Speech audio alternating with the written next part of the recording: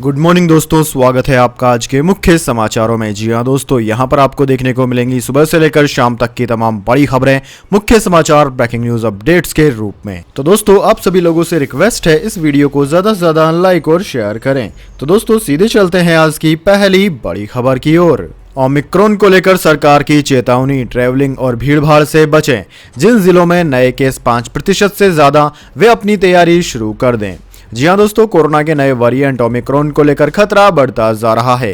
Health ministry, ICMR और नीति आयोग ने अचानक शुक्रवार को एक के बाद एक प्रेस कॉन्फ्रेंस की और लोगों को चेतावनी भरे लहजे में ओमिक्रॉन से सतर्कता और सावधानी बरतने को कहा।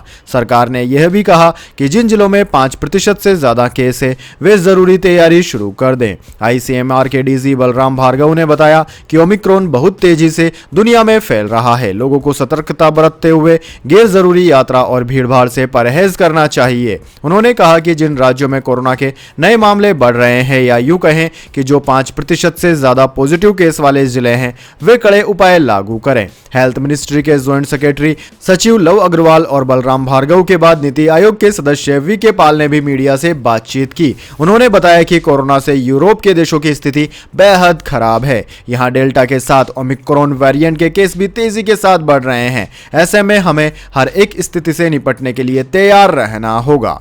इसके बाद दोस्तों, अगली बड़ी खबर। पंजाब बीजेपी के साथ मिलकर चुनाव लड़ेंगे कैप्टन अमरिंदर सिंह, आखिर हो गया ऐलान। जी हां दोस्तों, पंजाब विधानसभा चुनाव से पहले आखिर जिस ऐलान का इंतजार था वो हो गया है। कांग्रेस छोड़ अपना अलग दल बनाने वाले पूर्व मुख्यमंत्री कैप्टन अमरिंदर सिंह ने बीजेपी के साथ आगामी विधानसभा चुनाव लड़ने की घोषणा कर दी है। शुक्रवार को पंजाब प्रभारी गजेंद्र सिंह शेखावत के साथ मुलाकात के बाद गठबंधन का ऐलान किया गया। इसके बाद दोस्तों, अगली बड़ी खबर। हवाई सफर सस्ता होगा, अगले साल लॉन्च हो रही है आकाशा और जेट एयरवेज 2.0। एविएशन मार्केट में दिख सकता है प्राइस वॉर। जी हां दोस्तों, अगले साल से हवाई सफर करना सस्ता हो सकता है। इसकी वजह है दो नई एयरलाइंस आकाशा और जेट एयरवेज 2.0 की लॉन्चिंग। शेयर बाजार के बिग बुल राकेश झुंझुनवाला के निवेश वाली आकाशा अल्ट्रा लो कॉस्ट एयरलाइन है, तो वहीं जेट एयरवेज अपने नए मालिक के साथ उड़ान भरेगी। दोस्तों, एक्सपर्ट्स का मानना है कि इन एयरलाइंस के आने से तुरंत ही एयर फेयर में गिरावट देखने को मिल सकती है। इसका सीधा फायदा पैसेंजर्स को होगा। हालांकि मार्केट के पूरी तरह से डिसरप्ट होने में 2 से 3 साल का समय लग सकता है, जब ये दोनों एयरलाइन अपने स्केल को बढ़ा लेंगी। इसके बाद दोस्तों, अगली बड़ी खबर। कर्नाटक विधानसभा में रेप के मजे लेने वाला आपत्तिजनक बयान देने वाले कांग्रेसी नेता ने मांगी माफी, प्रियंका गांधी ने लगाई लताड़। जी हां दोस्तों, कांग्रेस महासचिव प्रियंका गांधी वाड्रा ने बलात्कार के संदर्भ में कर्नाटक प्रदेश कांग्रेस के एक वरिष्ठ नेता द्वारा की गई आपत्तिजनक टिप्पणी पर निंदा करते हुए शुक्रवार को कहा कि ऐसे बयानों का बचाव नहीं किया जा सकता। प्रियंका ने ट्वीट किया, मैं KR रमेश कुमार द्वारा दिए गए बयान की पूरी तरह निंदा करती हूं। यह समझ से परे है कि कोई कैसे इस तरह के शब्दों का इस्तेमाल कर सकता है। इसका बचाव नहीं किया जा सकता। बलात्कार एक जघन्य अपराध है, बात खत्म। कर्नाटक विधानसभा के पूर्व अध्यक्ष और कांग्रेस के वरिष्ठ विधायक KR रमेश कुमार ने बृहस्पतिवार को विधानसभा में अत्यंत विवादास्पद टिप्पणी करते हुए कहा था, जब बलात्कार अपरिहार्य है, यानी कि रोका नहीं जा सकता, तो इसका आनंद लो। वैसे दोस्तों, इस बारे में आपके क्या ख्याल हैं, कमेंट में जरूर बताएं। इसके बाद दोस्तों, अगली बड़ी खबर। अखिलेश यादव बोले, कहां है सीएम योगी आदित्यनाथ का बुलडोजर, उसे लखीमपुर जाने की है जरूरत। जी हां दोस्तों, उत्तर प्रदेश में होने वाले विधानसभा चुनाव के लिए समाजवादी पार्टी और शिवपाल यादव की पार्टी प्रगतिशील समाजवादी पार्टी का गठबंधन हो गया। सपा प्रमुख अखिलेश यादव ने गुरुवार को चाचा शिवपाल के घर पर जाकर उनसे मुलाकात की और गठबंधन पर मोहर लगाई। गठबंधन के ऐलान के एक दिन बाद अखिलेश ने साफ कर दिया है कि सपा का बसपा के साथ गठबंधन हुआ है, विलय नहीं। उन्होंने कहा कि दोनों पार्टियों ने सीट बंटवारे पर गठबंधन तय किया। अखिलेश यादव ने कहा कि सपा ने क्षेत्रीय दलों को साथ लाने का काम किया है। अखिलेश ने इसके साथ ही बीजेपी पर निशाना साधा। उन्होंने पीएम मोदी के लाल टोपी वाले बयान पर कहा कि दुनिया में जितनी भी राजनीतिक पार्टी है, उनके झंडे और कलर होते हैं। ऐसे ही सपा की लाल टोपी को पहनना जयप्रकाश ने शुरू किया। मुलायम सिंह यादव भी पहन रहे हैं। ब्रजभूषण तिवारी, जनेश्वर मिश्र भी पहनते थे। समाजवादी पार्टी का पॉलिटिकल कल चल रहा है लाल टोपी पहनने का। इसके बाद दोस्तों, अगली बड़ी खबर। आधार से जुड़ेगा वोटर कार्ड, इससे फर्जी वोटिंग रोकने में मिलेगी मदद। जी हां दोस्तों, बुधवार को हुई कैबिनेट मीटिंग में चुनाव में होने वाले फर्जी वोटिंग के लिए बिल को मंजूरी मिली है। इसके तहत आने वाले समय में वोटर कार्ड को आधार कार्ड से जोड़ दिया जाएगा। सरकार ने चुनाव आयोग की सिफारिश के आधार पर ही यह फैसला किया है। आधार को वोटर कार्ड से जोड़ने से फर्जी वोटर कार्ड से होने वाली गड़बड़ी रोकी जा सकेगी। दरअसल दोस्तों, चुनाव आयोग ने वोटर कार्ड को आधार से जोड़ने की सिफारिश की थी ताकि मतदाता सूची ज्यादा पारदर्शी हो और फर्जी वोटर हटाए जा सकें। आधार को वोटर कार्ड से जोड़ने से आदमी एक से ज्यादा वोटर कार्ड नहीं रख सकेगा। दोस्तों, फिलहाल आधार को वोटर कार्ड से जोड़ना अनिवार्य नहीं बल्कि वैकल्पिक होगा, यानी कि अगर आप अपने वोटर कार्ड को आधार से नहीं जुड़वाना चाहते तो इसके लिए आपको बाध्य नहीं किया जाएगा। इसके बाद दोस्तों, अगली बड़ी खबर, WHO ने सीरम इंस्टीट्यूट की कोवैक्स वैक्सीन को आपातकालीन इस्तेमाल के लिए दे दी मंजूरी। जी हां दोस्तों, विश्व स्वास्थ्य संगठन यानी कि WHO ने कोविड-19 वैक्सीन को आपातकालीन उपयोग के लिए मंजूरी दे दी है, जो कि सीरम इंस्टीट्यूट ऑफ इंडिया की नोवावैक्स वैक्सीन का वर्जन है। विश्व स्वास्थ्य संगठन के एक्सेस टू वैक्सीन के प्रमुख मारी एंजेला सीमाओ ने कहा कि ऐसे समय में नए वेरिएंट सामने आ रहे हैं। वैक्सीन SARS-CoV-2 से होने वाली गंभीर बीमारी और मौतों से लोगों को बचाने का सबसे प्रभावी उपाय है। इस कदम का उद्देश्य खास तौर पर कम आय वाले देशों में वैक्सीन की पहुंच बढ़ाना है। इसके बाद दोस्तों, अगली बड़ी खबर, कोरोना से दिमाग को भी है खतरा। कोरोना ने बंदरों के ब्रेन सेल्स को खत्म कर दिया। यह इंसानों के लिए भी होगा खतरनाक। मेमोरी लॉस का बढ़ गया खतरा। जी हां दोस्तों, आपने बिल्कुल सही सुना। कोरोना संक्रमण से रिकवरी के बाद लोगों में मेमोरी लॉस, मूड स्विंग और दूसरे न्यूरोलॉजिकल डिसऑर्डर हो रहे हैं। वैज्ञानिक इसका कारण कोरोना से दिमाग को होने वाले नुकसान को मान रहे हैं। अमेरिका के California national primitive research centre ने एक नई स्टडी में इस बात की पुष्टि की है। रिसर्चर ने बंदरों पर एक प्रयोग किया। इसमें यह पाया गया कि कोरोना वायरस उनके ब्रेन सेल्स को खत्म कर देता है। यह समस्या इंसानों में भी देखने को मिल सकती है। दोस्तों, न्यूरोलॉजी प्रोफेसर जॉन मॉरिसन कहते हैं कि कोरोना वायरस के मूल रूप को समझने के लिए उसे बंदरों में इंजेक्ट किया गया था। रिसर्च में पता चला कि वायरस जानवरों के फेफड़ों और टिश्यूज को संक्रमित करता है। उन्हें आशंका थी कि वायरस दिमाग को संक्रमित करने में भी सक्षम है, इसलिए उन्होंने अपनी रिसर्च की दिशा बदली। वैज्ञानिकों की एक टीम के साथ मिलकर मॉरिसन ने संक्रमित बंदरों के दिमाग को स्टडी किया। रिजल्ट में पाया गया कि कोरोना बंदरों के ब्रेन सेल्स को संक्रमित कर नष्ट करता है। संक्रमण सबसे पहले नाक और फिर दिमाग तक पहुंचता है। धीरे धीरे यह दिमाग के हर कोने में पहुंच जाता है। इसके बाद दोस्तों, अगली बड़ी खबर, मिस वर्ल्ड 2021 स्थगित। भारत की मनसा वाराणसी समेत 17 लोग मिले कोरोना पॉजिटिव। जी हां दोस्तों, ओमिक्रॉन के बढ़ते खतरे के बीच कोरोना वायरस महामारी ने फिर सर उठाना शुरू कर दिया है। कोरोना के केस बढ़ने के चलते मिस वर्ल्ड 2021 प्रतियोगिता को आगे बढ़ा दिया गया है। कई प्रतिभागियों के कोरोना पॉजिटिव पाए जाने के बाद मिस वर्ल्ड 2021 के फिनाले को अस्थायी रूप से स्थगित कर दिया गया। इवेंट के शुरू होने के कुछ घंटों पहले गुरुवार को इसका ऐलान किया गया। फिलहाल प्रतियोगियों को प्यूर्टो रिको में आइसोलेशन में रखा गया है, जहां फिनाले होने वाला था। एक आधिकारिक बयान में कहा गया है कि प्रतियोगियों के बीच कोरोना के बढ़ते मामलों को ध्यान में रखते हुए मिस वर्ल्ड ऑर्गेनाइजेशन ने मिस वर्ल्ड फिनाले स्थगित करने का फैसला किया है। इसके बाद दोस्तों, अगली बड़ी खबर, गांगुली ने फैंस को दी खुशी। राहुल द्रविड़ की तरह सचिन को भी देंगे बड़ी जिम्मेदारी। जी हां दोस्तों, भारतीय क्रिकेट कंट्रोल बोर्ड यानी कि BCCI का दबदबा पूरे क्रिकेट जगत पर है। BCCI सबसे धनी बोर्ड में से एक है। BCCI में कई पूर्व दिग्गज क्रिकेटर्स अपनी सेवाएं दे रहे हैं। पूर्व कप्तान और धाकड़ बल्लेबाज सौरव गांगुली BCCI के अध्यक्ष हैं। कभी टीम इंडिया की दीवार कहे जाने वाले राहुल द्रविड़ अभी वर्तमान में कोच हैं। वहीं VVS Laxman national cricket academy के अध्यक्ष हैं। अब सौरव गांगुली ने दिग्गज बल्लेबाज सचिन तेंदुलकर के भी दोबारा भारतीय क्रिकेट टीम से जुड़ने के संकेत दिए हैं।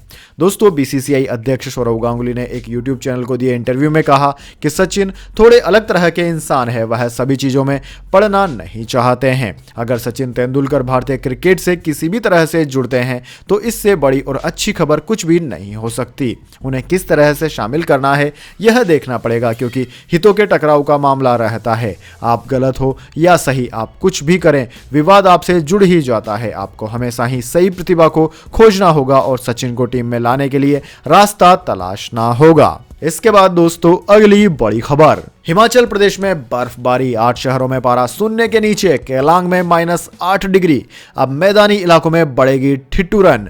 जी हां दोस्तों, बड़ी खबर है मौसम विभाग की ओर से। दोस्तों हिमाचल प्रदेश में सर्दी का कहर आने लगा है। शीतलहर के चलते शिमला समेत राज्य के 8 शहरों में न्यूनतम तापमान माइनस में चला गया। लाहौल और स्पीति जिले के मुख्यालय केलांग में सबसे कम तापमान -8 डिग्री सेल्सियस रिकॉर्ड किया गया। गुरुवार शाम को अटल टनल के पास बर्फीला तूफान आया, जिससे कई गाड़ियां फंस गई। मौसम विभाग ने शुक्रवार के लिए कई जिलों में बारिश और बर्फबारी की चेतावनी जारी की है। विभाग ने पश्चिम विक्षोभ को इसकी वजह बताया। बुधवार की रात पहले ही इस सीजन का सबसे कम तापमान दर्ज हो चुका है। दोस्तों कई इलाकों में सप्लाई लाइन में पीने का पानी तक जम गया। राज्य के चंपा में 1 डिग्री, मनाली में 1 डिग्री, भुवंतर में 1 डिग्री सेल्सियस तापमान दर्ज किया गया। इसके बाद दोस्तों अगली बड़ी खबर, बैंकिंग हड़ताल, 38 लाख चेक क्लियर नहीं हुए, 37,000 करोड़ रुपए का कारोबार अटका, 9 लाख कर्मचारी हड़ताल पर।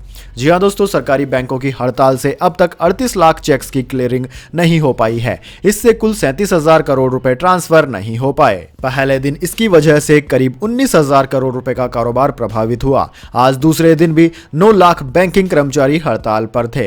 दोस्तों इसमें से करीबन 10,600 करोड़ रुपए के 10 लाख चेक चेन्नई में और 15,400 करोड़ रुपए के 18 लाख चेक मुंबई के बैंकों में फंसे हैं। 11 लाख चेक दिल्ली में फंसे हैं, जो 11,000 करोड़ रुपए के हैं।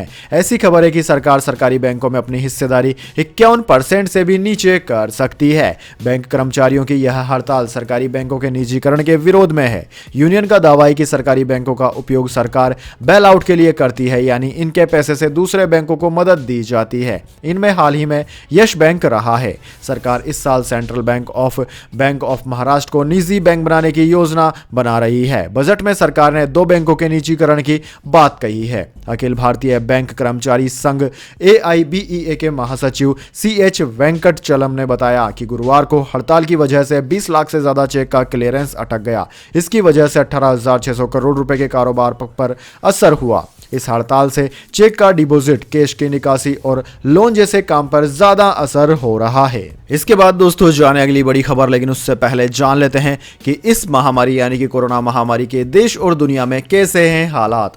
तो दोस्तों सबसे पहले बात कर लेते हैं पूरी दुनिया की। तो दोस्तों पूरी दुनिया में इस वक्त तक इस महामारी से संक्रमितों का आंकड़ा 27 करोड़ 29 लाख को पार कर गया है, जबकि दोस्तों मरने वालों की संख्या 53,36,000 के पार है। इस महामारी से सबसे ज्यादा प्रभावित देशों की बात करें तो उनमें America, India, Brazil, United kingdom, Russia, Turkey, France, Germany, Iran आदि देशों का नाम आता है। अब दोस्तों इसके बाद में बात कर लेते हैं क्या है भारत के हालात, लेकिन उससे पहले मेरी आपसे एक छोटी सी विनती है। अगर दोस्तों आपको अभी तक हमारी न्यूज़ पसंद आई है तो इसे छोटा सा लाइक जरूर दे दें, और अगर आपको पसंद नहीं आई है तो बेशक आप डिसलाइक भी कर सकते हैं, लेकिन दोस्तों लाइक और डिसलाइक जरूर कीजिए। तो दोस्तों जल्दी से जान लेते हैं क्या है भारत के हालात। दोस्तों भारत में इस वक्त तक इस महामारी से संक्रमितों का आंकड़ा 3 करोड़ 47 लाख को पार कर गया है, जबकि इस महामारी से मरने वालों की संख्या 4,76,000 से ज्यादा है। इस महामारी से सबसे ज्यादा प्रभावित राज्यों की बात की जाए तो उनमें महाराष्ट्र, केरला, कर्नाटक, तमिलनाडु, आंध्र प्रदेश, उत्तर प्रदेश, वेस्ट बंगाल, दिल्ली, ओडिशा आदि राज्यों का नाम आता है। इसके बाद जान लेते हैं आज की अगली बड़ी खबर। RBI सेंट्रल बोर्ड की अहम बैठक, क्रिप्टो करेंसी और CBDC पर हुई चर्चा। दोस्तों भारतीय रिजर्व बैंक की सर्वोच्च नीति निर्धारक संस्था केंद्रीय बोर्ड ने केंद्रीय बैंक डिजिटल मुद्रा यानी कि CBDC और प्राइवेट क्रिप्टो करेंसी से जुड़े तमाम पहलुओं पर शुक्रवार को चर्चा की। सरकार क्रिप्टो करेंसी के रेगुलेशन के लिए कानून लाने की तैयारी में है। संसद के मौजूदा शीतकालीन सत्र में crypto currency and official digital currency regulation bill 2021 को पेश करने की योजना है। हालांकि सूत्रों के मुताबिक इस विधेयक के अब इस सत्र में पेश होने की संभावना कम ही दिख रही है। रिजर्व बैंक ने अपने एक बयान में कहा कि उसके सेंट्रल बोर्ड की बैठक लखनऊ में गवर्नर शक्तिकांत दास की अगुवाई में हुई। इस बैठक में CBDC और निजी क्रिप्टो करेंसी से जुड़े तमाम पहलुओं पर चर्चा की गई। RBI ने बैंक नोट की परिभाषा में संशोधन के लिए अपने गठन से संबंधित RBI एक्ट 1934 में संशोधन का प्रस्ताव सरकार के सामने रखा है। इसके बाद दोस्तों अगली बड़ी खबर, लखनऊ में बीजेपी निशांत पार्टी की रैली, अमित शाह ने कहा योगी ने गुंडों और माफियों का कर दिया सफाया। जी हां दोस्तों, उत्तर प्रदेश की राजधानी लखनऊ में भारतीय जनता पार्टी यानी कि बीजेपी और निषाद पार्टी की संयुक्त रैली को संबोधित करते हुए केंद्रीय गृह मंत्री अमित शाह ने कहा कि 2019 के चुनाव में भाई संजय निषाद भाजपा के साथ जुड़े और निषाद समाज गांव-गांव से निकलकर हर बूथ पर जाकर कमल का संदेश लेकर गया और देखते ही देखते 2/3 बहुमत से मोदी जी की पूर्ण बहुमत की सरकार बनने का काम किया। उन्होंने कहा कि मैं आप सभी को पूछना चाहता हूं कि सपा बसपा कांग्रेस ने कई वर्षों तक देश और प्रदेश में शासन किया, आपको क्या दिया? मोदी जी की सरकार ने गरीबों के जीवन स्तर उठाने के लिए गैस, शौचालय, घर, स्वास्थ्य बीमा जैसी अनेक सुविधाएं दी। सपा बसपा कांग्रेस ने कई वर्षों तक देश और उत्तर प्रदेश में शासन किया, लेकिन गरीबों के घर में न रसोई गैस पहुंची न शौचालय बना। उत्तर प्रदेश में सपा बसपा की सरकारें बनी तो उन्हें सिर्फ अपनी जाति के लोगों के लिए काम किया। सभी पिछड़ी जातियों, सभी गरीबों के हित में काम श्री नरेंद्र मोदी जी ने किया है। वर्षों से एक अलग मंत्रालय बनाने की मांग थी। 2019 में मोदी जी ने पिछड़े समाज के लिए एक अलग मंत्रालय बनाकर उस मांग को पूरा किया। आने वाले समय में उत्तर प्रदेश में जो भाजपा सरकार बनने वाली है वो निषाद समाज के बाकी सभी एजेंडे को पूरा करने का काम करेगी। इसके बाद दोस्तों अगली बड़ी खबर, अजय मिश्रा टेनी के इस्तीफे की मांग को लेकर विपक्ष हमलावर, बीजेपी ने किया पलटवार। जी हां दोस्तों, केंद्रीय गृह राज्य मंत्री अजय मिश्र टेनी को लेकर विपक्ष लगातार हमलावर है और उनके इस्तीफे की मांग कर रहा है। इस सबके बीच सत्तारूढ़ पार्टी से जुड़े हुए नेता लगातार यही कह रहे हैं कि मामला अदालत में विचाराधीन है, लिहाजा अदालत का कोई फैसला आने तक अभी इसमें इंतजार करना चाहिए। सत्तारूढ़ पार्टी के नेता इस मामले में विपक्ष के ऊपर राजनीति करने का आरोप लगा रहे हैं। केंद्रीय गृह राज्य मंत्री अजय मिश्रा टेनी के इस्तीफे की मांग को लेकर पिछले 2 दिनों से लगातार संसद के दोनों सदनों में विपक्षी पार्टियों का हंगामा जारी है। आज भी इस मुद्दे पर संसद के दोनों सदनों लोकसभा और राज्यसभा में विपक्षी पार्टियों ने हंगामा किया और अजय मिश्र टेनी को बर्खास्त करने की मांग की। विपक्षी पार्टियां अजय मिश्र टेनी के इस्तीफे की मांग करने के साथ ही लगातार सरकार पर दबाव बना रहे हैं कि अगर वह खुद इस्तीफा नहीं देते तो उनको बर्खास्त किया जाना चाहिए। दोस्तों आपकी जानकारी के लिए बता दें, इन सब के बीच फिलहाल अजय मिश्रा टेनी एबीपी न्यूज के पत्रकार के साथ किए गए दुर्व्यवहार के बाद दिल्ली जरूर पहुंचे, लेकिन उसके बाद से ही लगातार कैमरे की नजर से बचने की कोशिश करते हुए भी नजर आए। आज सुबह प्रधानमंत्री ने उत्तर प्रदेश और उत्तराखंड के करीब 40 सांसदों के साथ एक बैठक की और उस बैठक में भी अजय मिश्रा मौजूद नहीं थे। इन सब के बीच विपक्ष लगातार हमलावर है और वह अजय मिश्रा की बर्खास्तगी की मांग को लेकर सड़क से लेकर संसद तक सरकार को कटघरे में खड़ा कर रहा है। इसके बाद दोस्तों अगली बड़ी खबर, नवजोत सिंह सिद्धू फिर विवादों में फंसे, प्रेस कॉन्फ्रेंस के दौरान मुंह से निकली गाली। जी हां दोस्तों, नवजोत सिंह सिद्धू एक बार फिर विवादों में घिर गए हैं। पंजाब कांग्रेस भवन में नवजोत सिंह सिद्धू एक प्रेस कॉन्फ्रेंस कर रहे थे जिसमें वह चरणजीत सिंह चन्नी सरकार की योजनाओं के बारे में बता रहे थे। इस कॉन्फ्रेंस में पत्रकार सवाल जवाब कर रहे थे। जब उनसे राज्य सरकार द्वारा बांटे जा रहे लेबर कार्ड के बारे में सवाल पूछा गया तो वे चन्नी सरकार की स्कीम के बारे में बताने लगे और बातों बातों में गाली दे बैठे। इसके बाद दोस्तों अगली बड़ी खबर, भारत ने क्रिकेट का बदला हॉकी में लिया, पाकिस्तान को एशियन चैंपियंस ट्रॉफी में 3-1 से हराया, हरमनप्रीत ने किए 2 गोल।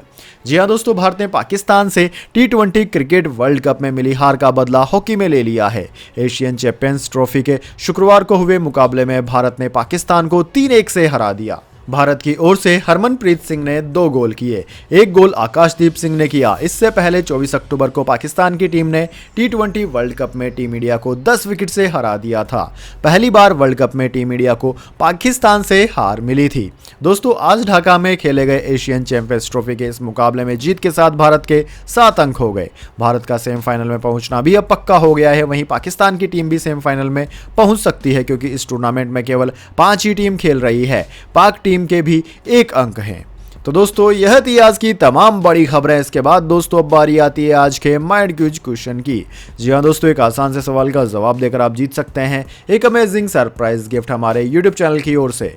तो दोस्तों आज का सवाल आपकी स्क्रीन पर आ चुका है। भारत में केंद्र शासित प्रदेशों की कितनी संख्या है? जी हाँ दोस्तों, अगर आप जानते हैं कि भारत में कितनी संख्या है यूनियन टेरिटरीज की तो जल्दी से वह संख्या कमेंट बॉक्स में लिख दीजिए। अगर दोस्तों आपका जवाब होता है एकदम सही और आप चुने जाते हैं लक्की विजेता के रूप में तो आपको मिल सकता है एक अमेजिंग सरप्राइज गिफ्ट हमारे यूट्यूब चैनल की ओर से। तो दोस्तों जल्दी से अपना उत्तर कमेंट बॉक्स में लिख दीजिए, वीडियो को लाइक कर लीजिए और चैनल को सब्सक्राइब करके बेल आइकन भी दबा लीजिए। धन्यवाद। वंदे मातरम। जय हिंद, जय भारत।